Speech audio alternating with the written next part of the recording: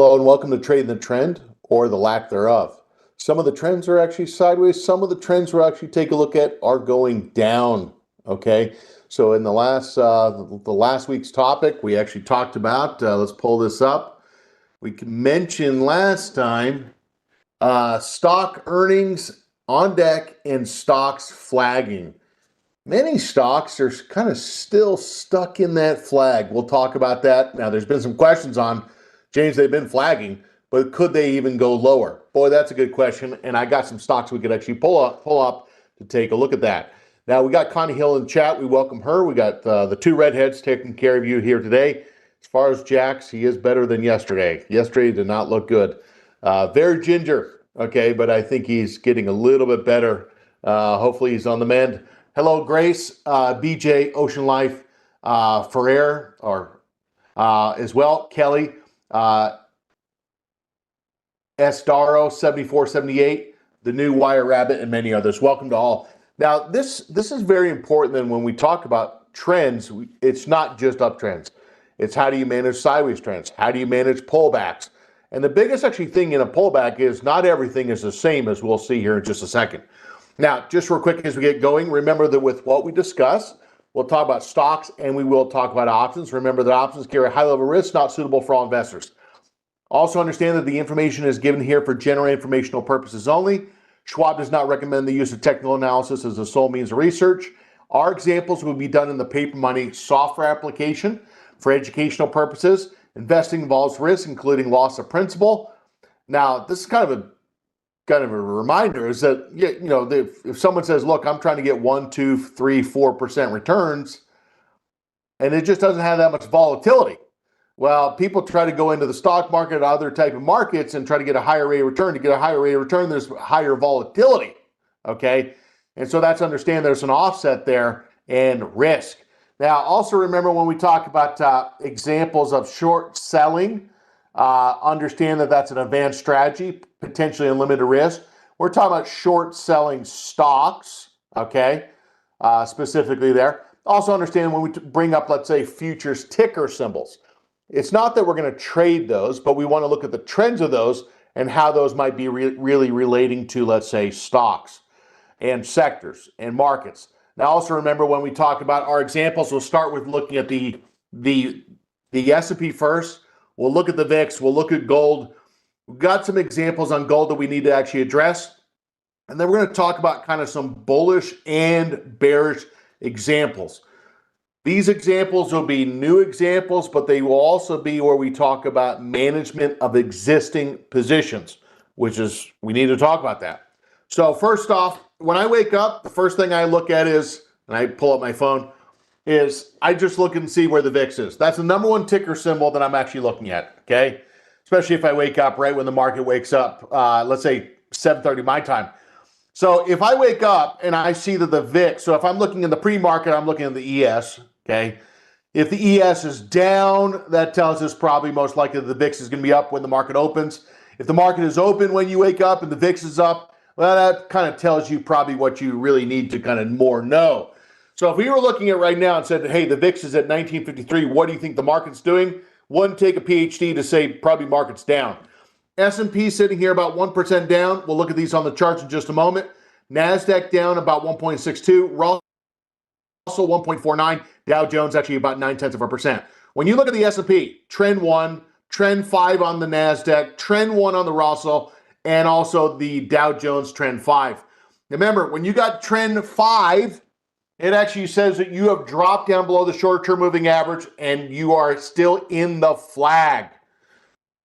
Now, what you're going to notice is the deeper pullbacks have really been on the Russell so far, which has been led. We haven't talked about that much because it's been so underperforming. And you're going to also notice that the S&P did dip down into number 1. Now, you're going to also see that when you look at the whole moving averages right here on the right-hand side, they're all red. Okay, so they've been red. The moving average has been red. And they've been red for what? 5 days, 4 days, 6 days, 4 days, 3 days, and so on. So kind of overall, not very strong strength. Now, we actually see that when we look at gold just real quick, gold holding right around that 4,000 mark. Gold actually did get the green moving average to change about 4 days ago. The moving average did get a crossover 1 day ago. We'll look at that gold in just a moment, okay? Now, first, sectors-wise, when we pull up sectors, we'll go to list 3. Now, this is where we saw yesterday some slightly better sector participation, but when we pulled up the list of the Dow stocks, 2/3 of that list was still red moving averages, okay? Now, if we look at this, what you're going to notice is to get bottoms, you typically have to get a flush of just where everything is pretty much correlated and they're all pretty much falling. Trend 1 of technology, 1 of discretionaries, staples has been pushing down, utilities, healthcare holding up, energy holding up as crude oil is falling. You're going to see the base materials, industrials, financials, real estate, communication. There's the S&P 500. There's gold. SOX is 5 and transports 3. So the only thing that's actually really holding up is those 3 transports and energy, and you're actually going to see healthcare. Okay. So when you look at these charts, one thing that we're going to notice is when I pull this up, when I pull up, let's say the SPX to see what it looks like, the one thing that we said yesterday is that the S&P is right back down near where the old breakout was. Now, that was a comment from yesterday. If we go look and kind of say, well, let's kind of see what the moving average looked like at the end of the day, it was still red. Okay. So you're going to say, okay, maybe an inverted hammer, trying to get a bounce, not so much where it closed above the previous day's high, red moving average line still at the end of the day. Today, we open a little lower, red moving average. Now, I'm going to tell you right now, don't fight the moving averages, okay? If you say, I want this to happen, what you want and what's actually happening is different. If those moving averages are still red, sellers are still in control. Now, one of the comments actually came in before is regarding from Kelly. Can we touch on the cost-effective beta weighting methods if we have time? Look, simply put, the most cost-effective way to try to reduce directional exposure in a portfolio, number 1, is to sell something, okay?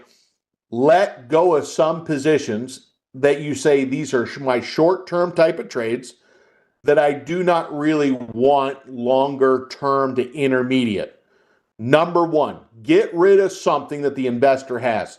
That's a way to actually push up capital. That's a way to decrease directional sensitivity because you don't have the shares anymore and you have lower delta. Number 1.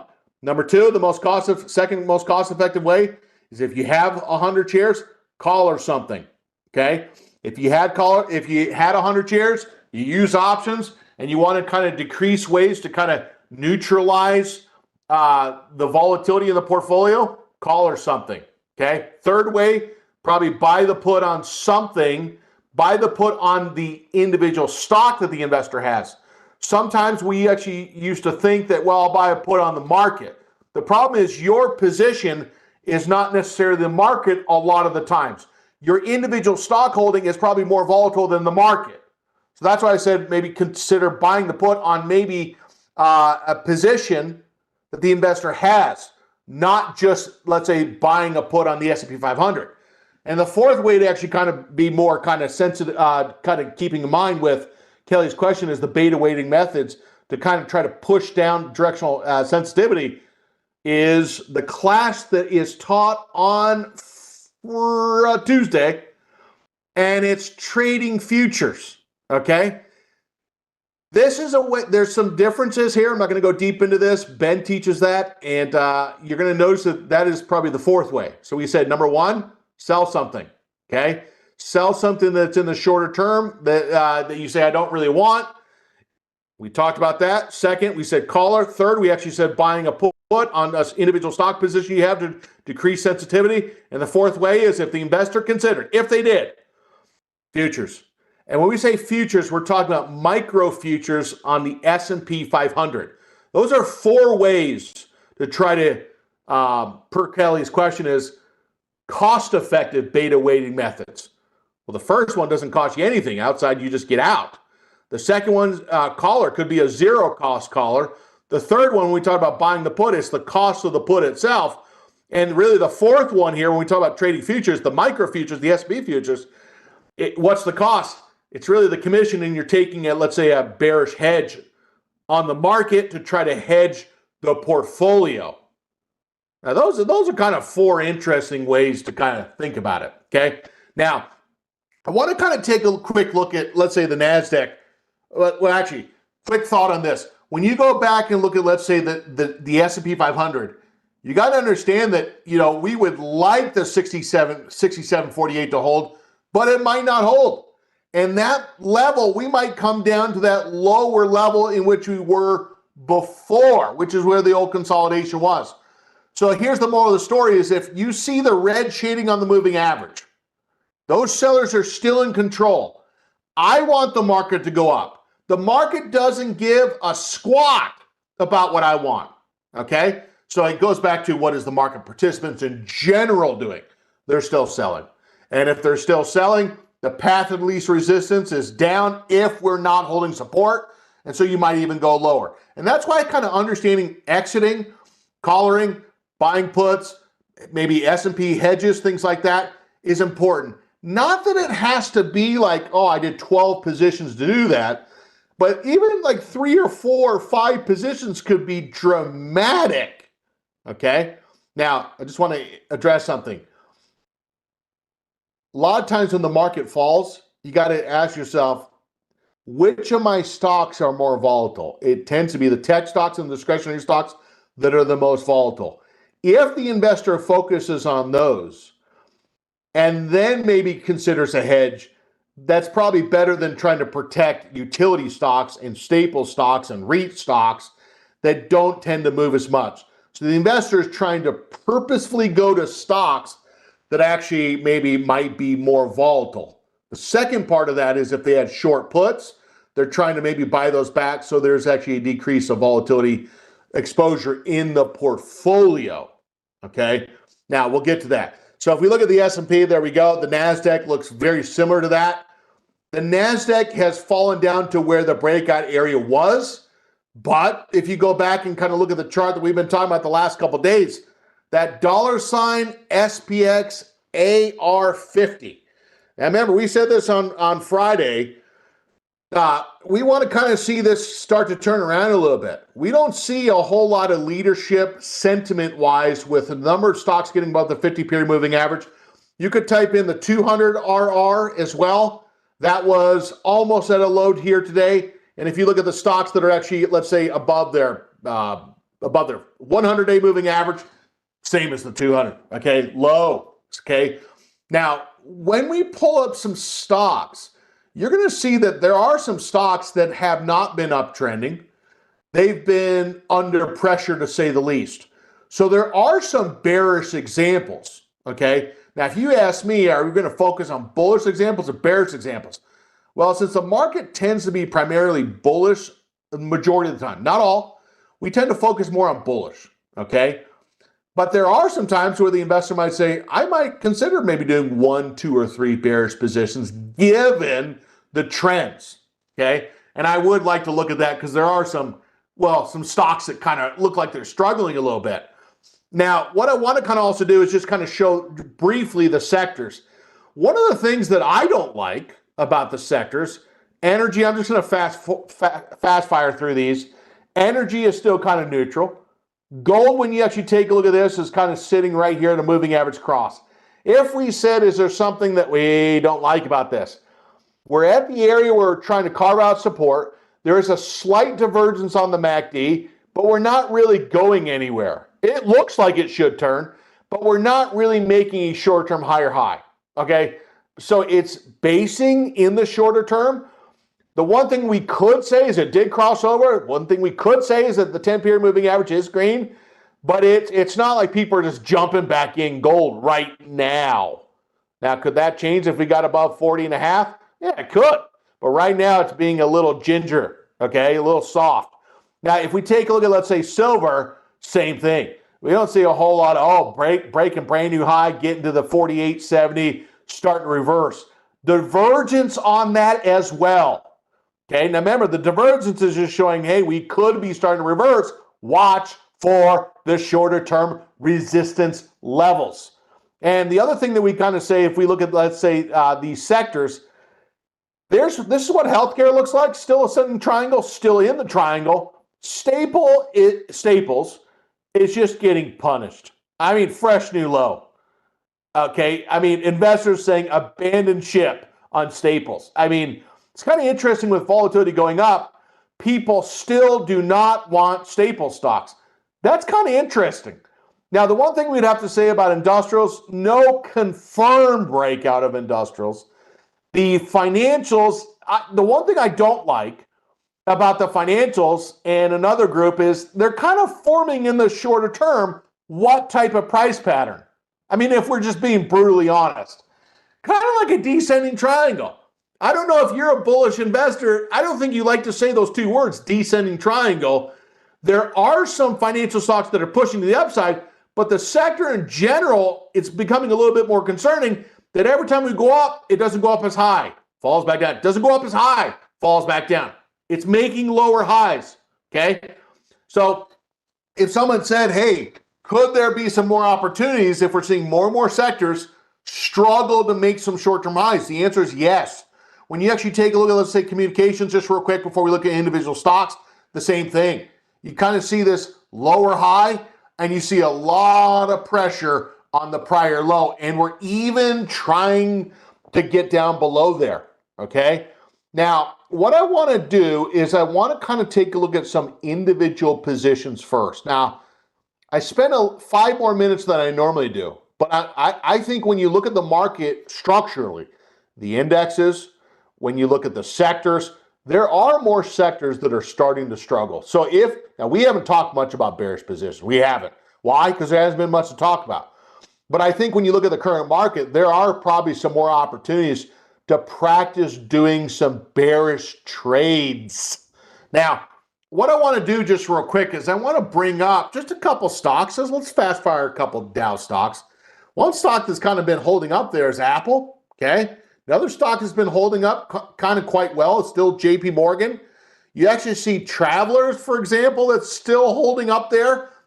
I mean, if we're talking about for the week, it's up for the week. You actually look at, let's say, now, by the way, last one here on Dow stocks, you actually saw American Express hit a brand new high.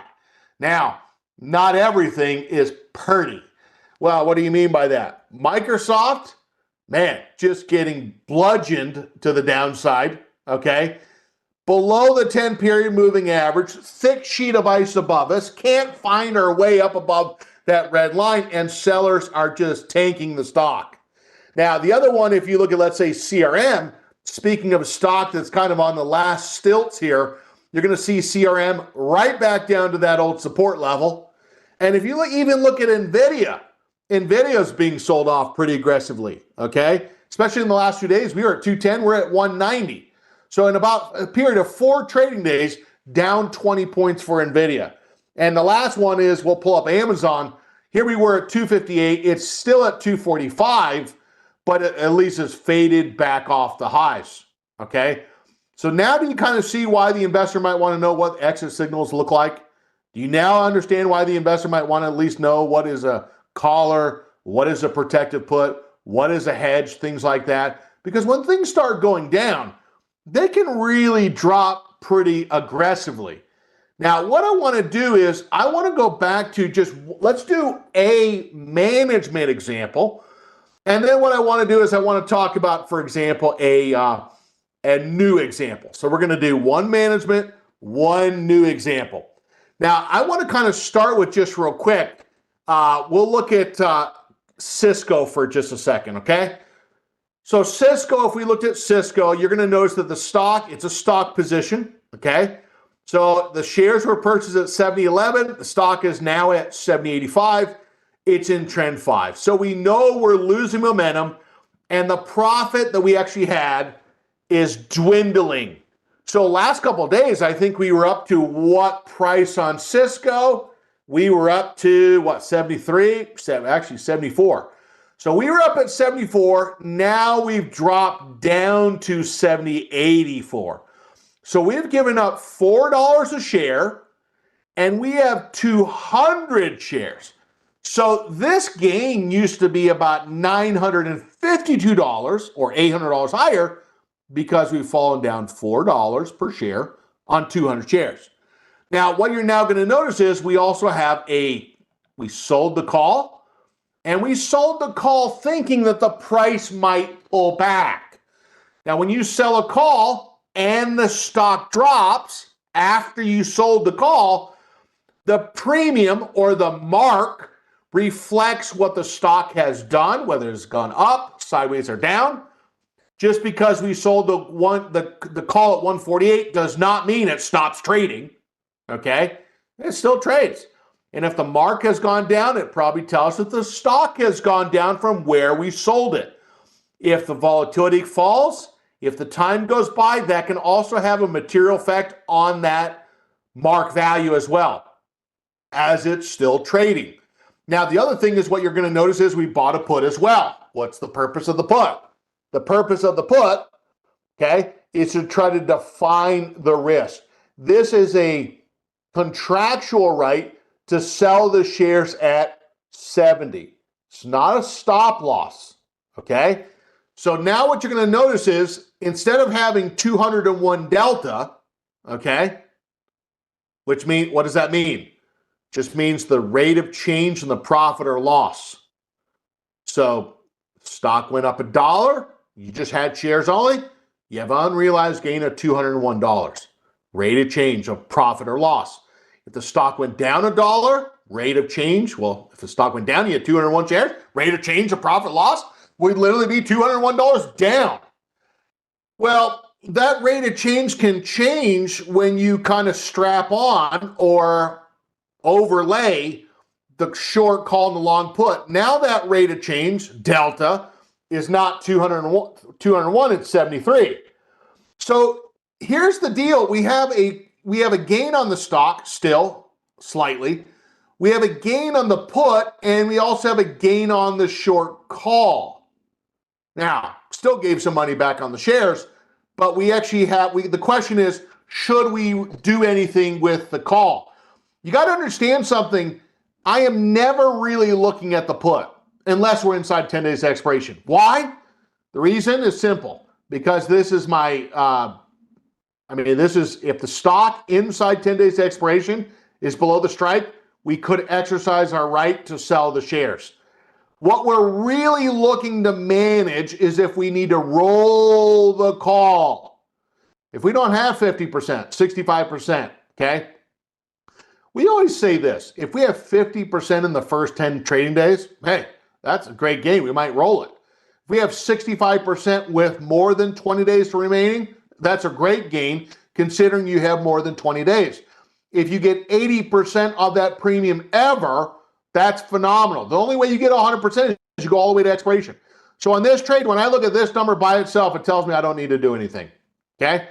So if this is not greater than 50%, I don't need to do anything. Now I actually come back and say, are we inside 10 days to expiration on the put? No, we're not. Don't need to do anything. Now, could we also set a buyback? Right-click on that, right-click. Could we set up an order that if we could buy it back for 74 cents, do so? We could. Create closing order, buy it back. Now, what I'm going to do here in this case is I'm going to set up an order to buy that call back at half of what we sold it for. So if we sold it for 148, I'm going to buy it back for 74 cents. Now, why do you do this? Well, sometimes I might not be there when that price drops. So, if we can buy it back for half of what we sold it for, buy it back, confirm send, and if that order does get filled, then what we're going to do is what? We're going to sell another one, okay? Now, so first off, I know Kelly asked the question about beta, okay? I've told you the story about my friend and I, Chad. We took a portfolio and we beta weighted, and I would honestly say, like, beta weighting, you got to ask yourself, when you beta weight a portfolio, you're trying to see the sensitivity of your portfolio compared to the market. It sounds good, okay? You got to think about something when you beta weight, you're looking at the last 1 year or you're looking at the last 5 years. Obviously, the last 1 year would probably be more relevant, more recent data. I think it actually probably makes more sense to actually look at delta than beta. Okay. For 2.5 years, I actually, every day, I had a little spreadsheet. I tracked it, the return of the portfolio compared to the S&P 500, things like that. Whatever you think that beta is, from what I saw in my studies, I would probably take your number and times it by 2 to 2.5. Your portfolio is probably a lot more sensitive than you think it is. That's what I found. Now, you could go out and kind of track your own, but I'd probably just say up front, your sensitivity to the direction of the market is probably 2 times what you think it is. And it really goes to show you that the beta is a historical number.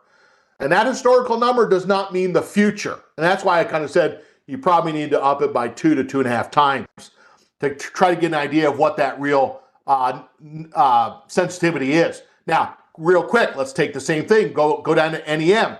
What do we need to actually do?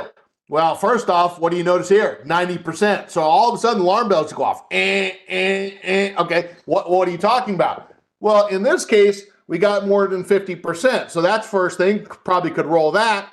And the second thing is, do we have less than 10 days? No, we don't. But next week at this time, yeah, this is going to be an issue. So what we're going to do is we're going to roll it. Okay. Now, what we're going to do is we're going to roll that. Okay. Now, by the way, let's go look at the chart. The reason why I said I want to go look at this chart is why? Oh, okay. Because the stock is trend 2. Now, what is that telling us? What is that trend 2 telling us? Now, by the way, as this stock has fallen down, we have an unrealized loss of 594. The put has actually gone up 47.50, and the call has actually gained $307. Now, if you said, well, how bad overall is the position? The answer is $238. Now, if I took $238 of a $124,000 account, oh no, it's horrible. I'm down 0.2%. I don't know if I can ever come back. And then as I get a hold of myself, I say, it's not even 0.5%. Now, what kind of makes the pullbacks feel a little different? Collars, protected puts, okay?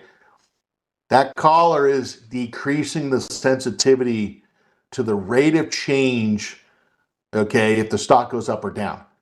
If someone does a collar, more likely than not, they're more concerned about the downside. Now, you got to remember something. The collar is a bullish position. We've talked about that, okay? But if someone puts on a collar, especially if they leg into it, okay, meaning they have the shares first and then the stock starts kind of showing signs of maybe weakening and maybe dropping, if they legged into it by selling the call, buying the put after they already own the shares, you're concerned about the downside. Now, the big thing is how do you roll the call? Right click, create a rolling order. All this really means we're going to buy the call back and we're going to try to sell another one. But before we actually do that, I want to pull up the chart, and I need all technicians to tell me, would you want to roll the call here? Would you want to roll the call here? Now, yesterday when I had a chart like this up, my granddaughter was over. This is like 2 o'clock in the afternoon. She comes into the office here and she goes, Papa, and she points to the chart. She looked, and it was just like this. It was the S&P 500. She goes, Papa, that looks like a mountain. Now, she's 3, okay? Now, that was her first, I realized immediately she's a technician, okay? And just if you didn't catch that, I posted on X. It was pretty funny. I was like, my gosh. Obviously, I'm wondering which of the 2 granddaughters are going to be the investors here. Of course, I'm wondering that, okay? Now, here's the deal. And I wondered, how much do I want to teach her? And I just thought about that. So first off, do you want to roll the call? Well, you might say, I'm not going to roll that call if I actually think the price is reversing. Now, what would give you the indication of the price is reversing? Price above the 10-day moving average? Okay. 10-period moving average green? Okay, that's a little bit more confirmation. What would actually give you more confirmation? The moving average crossover, more confirmation.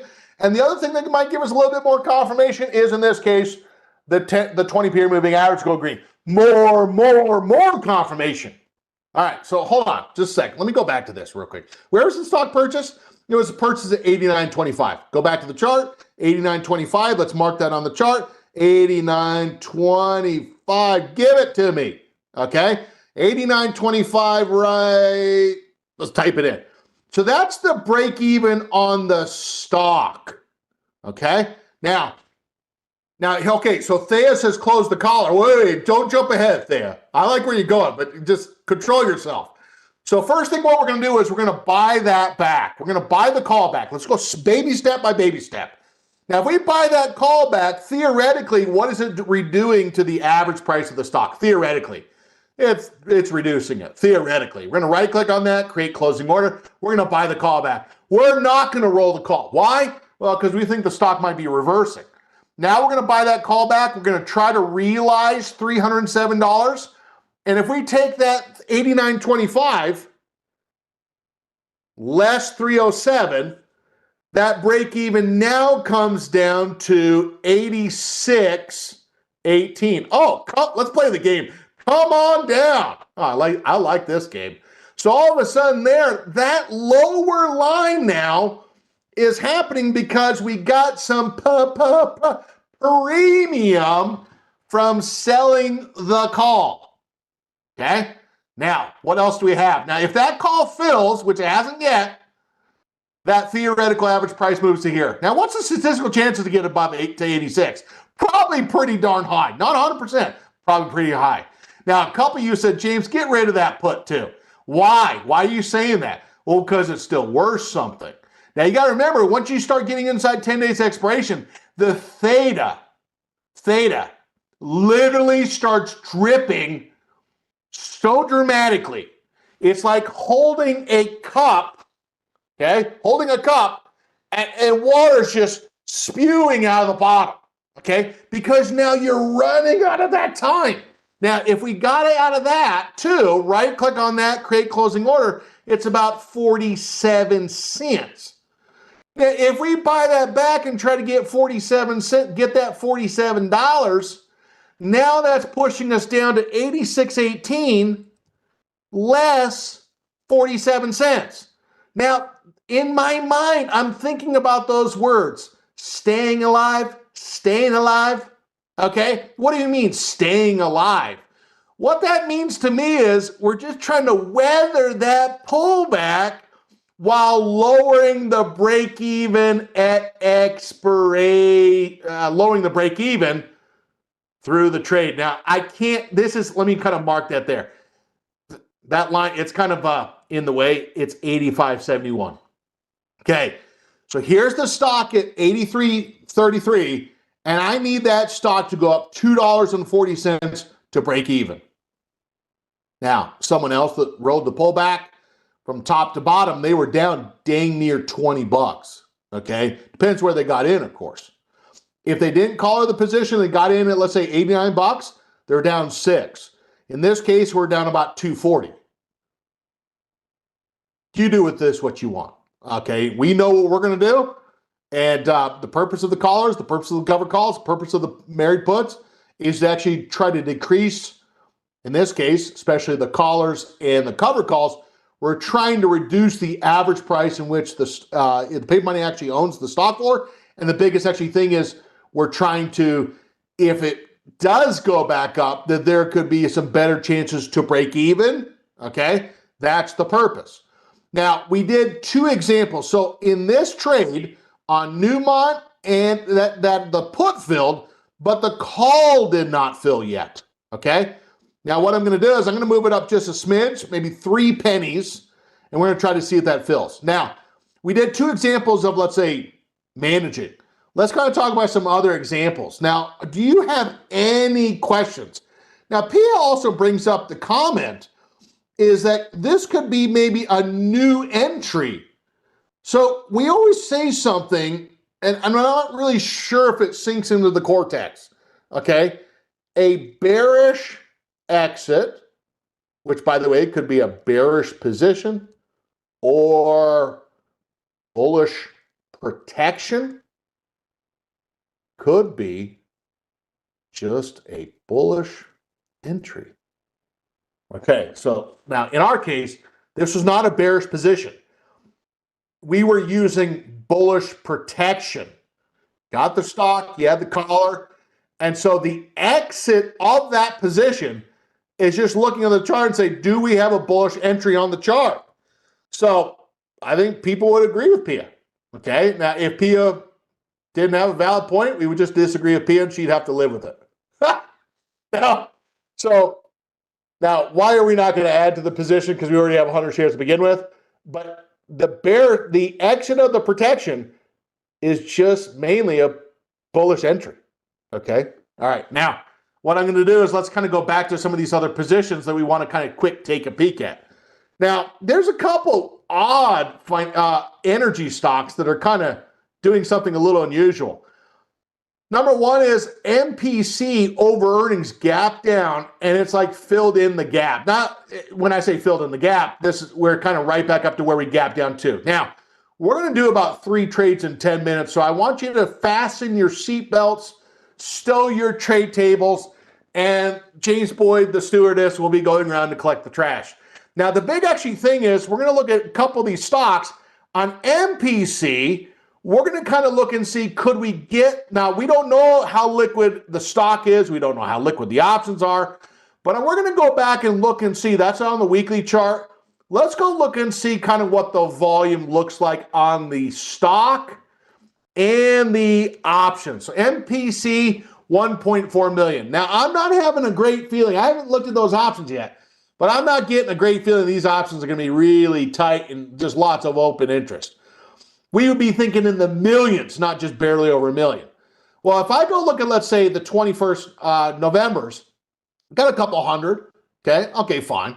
When you come down and look at the ones 20 days expiration, the Decembers, I don't see anything that's 1,000 or above.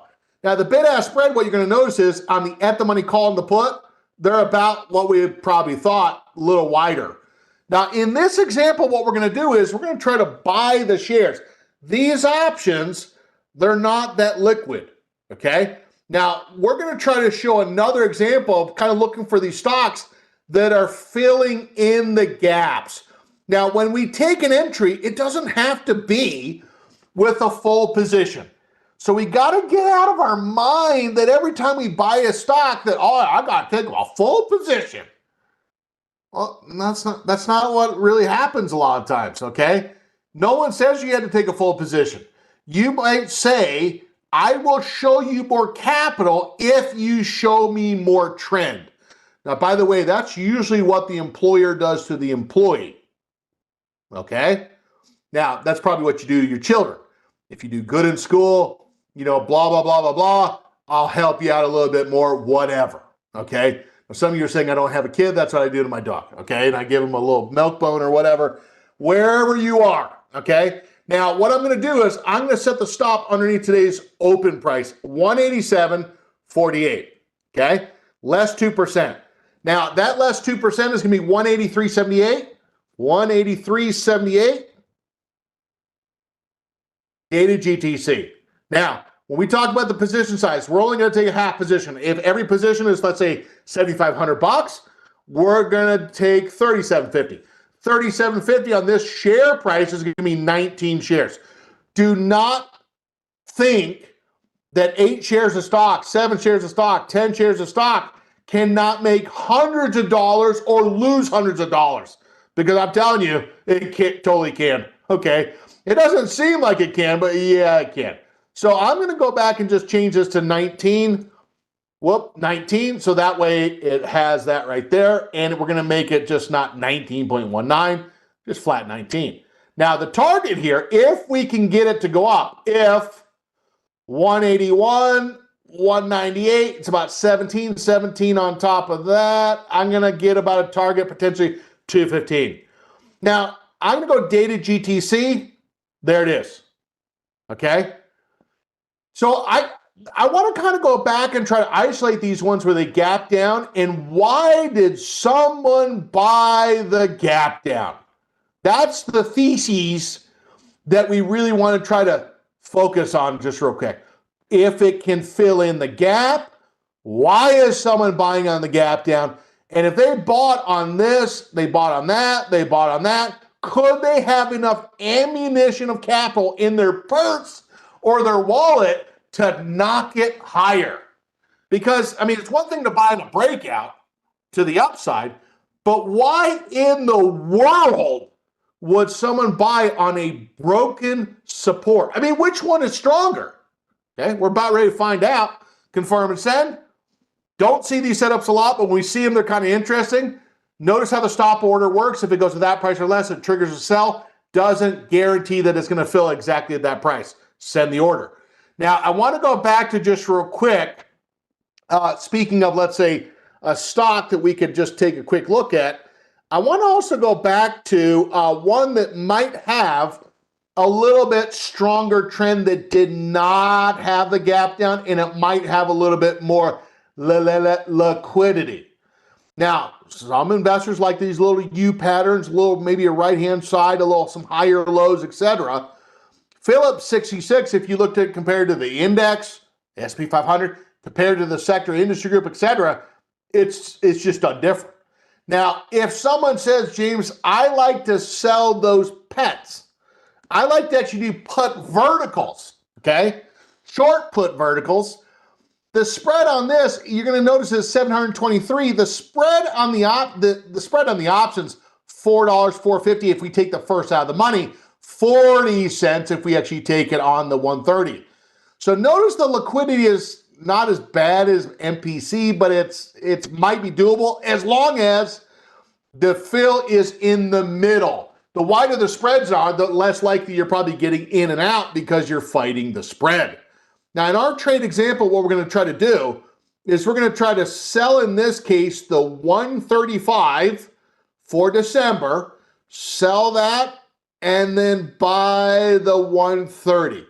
Now, if you did this like a short put vertical, $5 wide spread, 155 credit, you got a 345 max loss.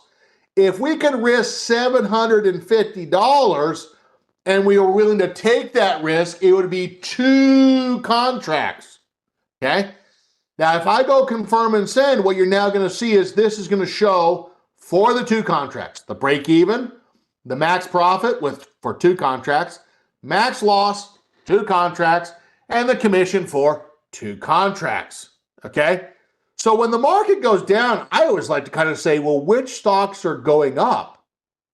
Which stocks are holding up better than the index? Why are they holding up? Why are people not selling these? Now, I'm going to flash a couple stocks just real quick. When you look at a stock like Well, can someone explain to me why this is still going up compared to the REIT group in general? Okay. Can someone explain to me why is Google still nudging its way higher when the tech sector fell and the NASDAQ fell? Someone needs to tell Google that the NASDAQ is down. Now, what I'm going to do in closing here, if someone said, James, I want to kind of trade Google from a perspective of, let's say, a little bit more bullish perspective, I want to maybe do something on Google. Last trade here in 60 seconds. We're going to go out to December. And what I'm going to do is I'm going to choose something a little bit more in the money. Now, this is the same thing. If you buy a long call in the money, you actually want to have a lower break even. You have a lower break even, you actually have a bigger debit. You pay more for it. We're going to right click on the 280. And what we're going to do is we're going to go buy vertical, and we're going to buy the 280 and sell the 290. Now, what you're now going to notice is if we buy the 280, sell the 290, debit's 513. So that break even must be the long call strike 280 plus the debit. Ding, ding, ding, ding. 285.15. Max profit, spread minus the debit. There it is. So what we're going to do is, now, by the way, where's the stock now? It's above the break even. The reason why we're doing that is if this struggles to go up a little bit, we want that break even to be lower. We're trying to be a little bit more defensive. If you're trying to be a little bit more offensive, well, then you're probably taking a strike like the 285, the 295, the 285, 290, and so on, and trying to have a higher break even. If you're a little bit more defensive in your posture in the market, the sector, the stock itself, choosing a lower delta strategy that's max loss built in, maybe also with a lower break even as well, and that's going back to the selection of the strikes, okay? We're going to go ahead and send that. Now, I'm out of my time here today. A couple other stocks that I would say keep an eye on. Keep an eye on Adobe. There's, if you look at Adobe kind of seems to be in a little trouble, okay? There's a number of these stocks when you take a look at these. You got Adobe, you got Lulu, you got also Paychex, PAYX. These are stocks that kind of have bear flags itself or kind of like channels that look like they could break to the downside. I think in practice in the paper money account, you could probably practice placing some bearish trades, okay, for practice. This is the first time we really kind of seen some bearish trends in general, or at least more of them. Now, I'm out of my time here. We got a class that is going to be based on, let's go back to this. It's going to be coming up, and it's going to be short verticals, Brett Crowther coming up right at the top of the hour. Also in the chat, there's a survey. I want you to click on that. There's 2 questions. And if you enjoyed today's session, I want you to subscribe to the Trader Talks channel if you haven't done so already. Second, if you enjoyed today's video, click that thumbs up, okay? And also remember that this class has a playlist. So you can actually go back and watch previous sessions that we did to kind of get an idea of how we kind of look at trends, trade trends. So make sure you kind of study those out, and you're going to kind of see some themes there. And also remember, with what we discussed, it was done for example, illustrative purposes only. And also remember that I want to say thank you for having Connie answer those questions in chat, and thanks to all of you as well. With that said, I want to wish you a great day, and also remember with what we discussed, it's done for example, illustrative purposes only. And this has been the class on Trade the Trend for November 6th. Have a great day. Stay tuned for our next webcast coming up next.